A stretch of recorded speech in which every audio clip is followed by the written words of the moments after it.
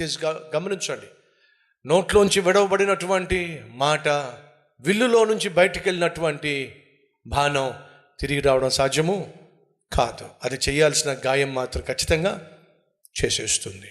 నీ గదిలోనికి వెళ్ళి నీ హృదయంలో ఉన్నటువంటి దేవునికి నీ భారం అంతా చెప్పుకునే ప్రయత్నం చేయి. యాకోబో, నువ్వు నాకు మొరపెట్టడం లేదు, అదే నీ సమస్య.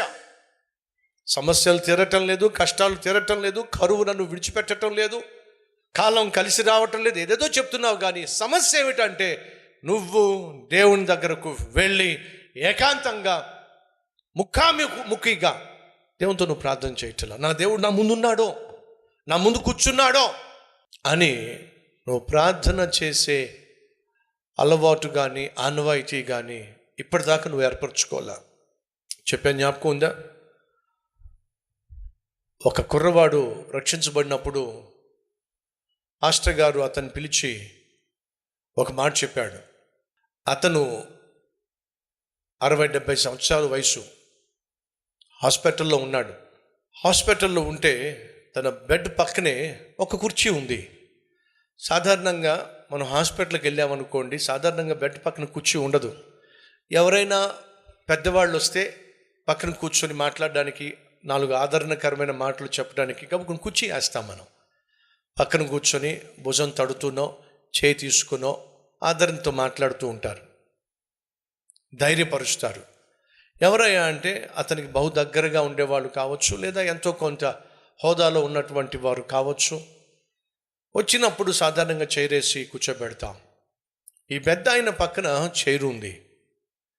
అది చూసినటువంటి ఒక ఆత్మీయుడు వచ్చి, పక్కనే కుర్చీ ఉంది, ఎవరైనా వచ్చి వెళ్ళారా అని అంటే, అప్పుడు ఈ పేషెంట్, ఈ రోగి అంటున్నాడు, అయ్యా, నేను రక్షించబడినప్పుడు మా పాస్టర్ గారు నాకు ఒక అద్భుతమైన ఆత్మీయ పాఠం నేర్పించారు.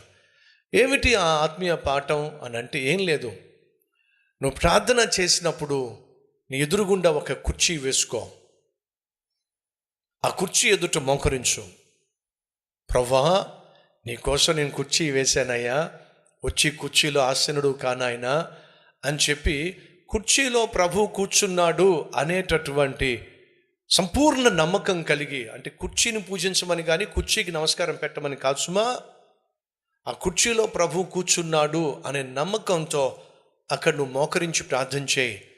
ఆ అనుభూతి, ఆ అనుభవము చాలా ప్రత్యేకంగా ఉంటుంది అని మా పాస్టర్ గారు నాకు నేర్పించారు. అప్పటి నుంచి నేను ఎక్కడున్నా సరే నా పక్కన ఇంకో కుర్చీ ఉంటుంది. అది ఎవరిదంటే నా ప్రభు అయిన యేసుక్రీస్తుది. ఇప్పుడు నా పక్క ఉన్నటువంటి కుర్చీ మీకోసం వేసింది కాదు, నా ప్రభు అయిన యేసుక్రీస్తు కోసం వేసిన కుర్చీ అది. ఎంత అద్భుతమైనటువంటి నమ్మకం అండి. అదే సమయంలో వాళ్ళ అమ్మాయి వచ్చింది. ఆ అమ్మాయితో మాట్లాడాడు. వెళ్తూ వెళ్తూ ధైర్యపరిచాడు. అమ్మ, ధైర్యంగా ఉండు, నాన్నకేం కాదు, త్వరగా కోలుకుంటాడు, నేను కూడా ప్రార్థన చేస్తున్నా అని చెప్పేసి వెళ్ళిపోయాడు. వెళ్ళిపోయిన కొన్ని రోజులకు ఈయన మరణించాడు. మరణించినప్పుడు వాళ్ళ అమ్మాయి ఫోన్ చేసింది, వచ్చి దర్శించిన ఈ పెద్ద వ్యక్తికి లేక ఆత్మీయునికి ఫోన్ చేసి, అంకుల్ మీరు వచ్చి ప్రార్థన చేసి వెళ్ళారు కదా. అవునమ్మా, నాన్న ఎలా ఉన్నారు? నాన్న ప్రభు దగ్గరికి వెళ్ళిపోయారు అంకుల్, నాన్నక లేరు అని చెప్పి, అంకుల్ మీకు ఒక విషయం తెలుసా, నాన్న చనిపోయినప్పుడు నేను ఇంటికి వెళ్ళాను భోజనం తెద్దామని చెప్పి వచ్చేసరికి నాన్న మంచం మీద కన్ను మూసున్నారు. కానీ విచిత్రం ఏమిటంటే నాన్న చెయ్యి ఆ కుర్చీలో ఉంది అంకుల్ అని చెప్పి అన్నాడు. అప్పుడు అంకుల్ అంటున్నాడు, అమ్మా, నాన్న చెయ్యి కుర్చీలో ఉన్న కారణం తెలుసా?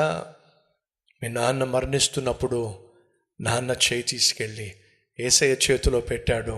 పద ఇంక వెళ్దాం ఇంటికి అని చెప్పి యేసయ్య పిలిచాడు. నాన్న యేసయ్యతో పాటు వెళ్ళిపోయాడమ్మా. మీ నాన్న నమ్మకం ఆ కుర్చీలో యేసయ్య ఉన్నాడని. ప్రియ సహోదరి సహోదరులు, అతనికి ఒక నమ్మకం, నా దేవుడు నాతో ఉన్నాడు, నాతో ఈ గదిలో ఉన్నాడు అనే నమ్మకం. కొన్ని సందర్భాల్లో నేను కూడా ఓ సోఫా ముందు ఎక్కడైనా మోకరించినప్పుడు అదే అంటాను, ప్రభువా నీతో మాట్లాడుకోవాలి అని ఆశపడుతున్నాను, వచ్చి ఈ సోఫాలో కూర్చో కాసేపు. ఏ సహోదరి సహోదరులు, నా ప్రభు రమ్మంటే వచ్చేటటువంటి అద్భుతమైన దేవుడు. అర్ధరాత్రి అని లేదు, వేకువజామని లేదు, మధ్యాహ్నం అని లేదు. నీకు ఎప్పుడు ప్రభువుతో మాట్లాడాలనిపిస్తే అప్పుడు ఆయన నీ మాటలు వినడానికి పరలోకము నుండి తొంగి చూసే అద్భుతమైన ప్రేమమయుడు. నువ్వు పేదవాడివి కావచ్చు, దరిద్రుడు కావచ్చు, దిక్కుమాలిన వాడివి కావచ్చు, నీకెవరూ దిక్కు లేకపోవచ్చు. కానీ నువ్వు దేవునితో మాట్లాడుకోవాలి అని ఒకవేళ నువ్వు ఆశించి మోకరిస్తే ప్రపంచాన్నే పరిపాలించే దేవుడు నీ వైపు తీక్షణంగా చూస్తాడు. నువ్వు నీ నోటితో చెప్పే ప్రతి మాట ఆయన ఖచ్చితంగా వింటాడు. ఎందుకంటే ఈ లోకంలో నీకంటే బహు అమూల్యమైన విలువైన వ్యక్తి దేవుని దృష్టిలో మరొకటి లేనే లేదు. నీ మాట నీ భర్త వినకపోవచ్చు, నీ మాట నీ భార్య వినకపోవచ్చు, నీ మాట నీ బిడ్డలు వినకపోవచ్చు, నీ మాట నీ బంధువులు వినకపోవచ్చు, నీ మాట ఎవడూ వినకపోవచ్చు. కానీ నీ మాటకు విలువిచ్చి వినేవాడు ఒక్కడున్నాడో ఆయనే నేను ప్రకటించే ప్రభు అయిన యేసుక్రీస్తు. కాబట్టే నువ్వు ఆయనతో మాట్లాడడానికి, నీ కష్టాన్ని, నీ బాధను, నీ కన్నీటిని ఆయనతో పంచుకోవడానికి ఎప్పుడు వెనుకంజ వేయద్దు. ఆపత్కాలమును నీవు నాకు మొరపెట్టో, నేను నీకు ఉత్తరమిస్తాను అని వాగ్దానం చేశాడు ప్రభు అయిన యేసు. కాబట్టి మొరపెట్టో, నా దేవుడు నీకు త్వరలో జవాబు ఇవ్వబోతున్నాడు.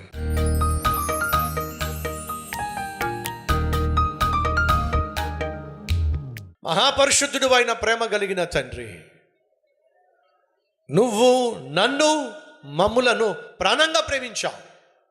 ఆ ప్రేమను చూపించడానికి ఈ లోకానికి వచ్చావు నాయనా. ఆ ప్రేమను అనుభవించే ప్రక్రియలో నీ సన్నిధికి ఏకాంతంగా వచ్చి మా మనస్సులో ఉన్న సమస్తాన్ని నీతో పంచుకోగలిగిన వ్యక్తిగత అద్భుతమైన విడదీయలేని ఆత్మీయ బంధాన్ని ఆయన బలంగా మాకు దయచే ప్రభువా. వేరు చేయలేని నిత్యత్వము కొరకు ఏర్పరచబడిన బలమైన బంధాన్ని మేము కలిగి పెనవేసుకొని నీతో నాయన హృదయాన్ని పంచుకునే అద్భుతమైన ఆత్మీయత మాకు దయచేయ. ఈ సమయంలో ప్రార్థన చేసిన ప్రతి ఒక్కరి జీవితంలో ఆశ్చర్య కార్యములు జరిగించి అద్భుతమైన జీవితాన్ని ఇచ్చి ఈ నామాన్ని మహిమపరుచుకోమని, నీకే మహిమ ఘనత ప్రభావములో యుగ యుగములు చెల్లునుగాక. యేసు నామం పేరట వేడుకుంటున్నాము తండ్రి, ఆమెన్.